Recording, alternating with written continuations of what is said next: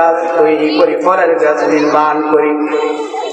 আল্লাহ পাক রব্বুল আলামিন বলেন, ওরে দুনিয়ার মানুষ, একবার সুবহানাল্লাহ বলাতে ফলের গাছটা যে তোমার জন্য তৈরি করা হয়, এই ফলের গাছটার এক মাথা থেকে আরেক মাথা পর্যন্ত 500 বছরের দ্রুতগামী ঘোড়া যদি দৌড়ায়, তারপরও ফলের গাছের এক স্থান থেকে এক মাথা থেকে অন্য মাথা পর্যন্ত যাওয়া সম্ভব না।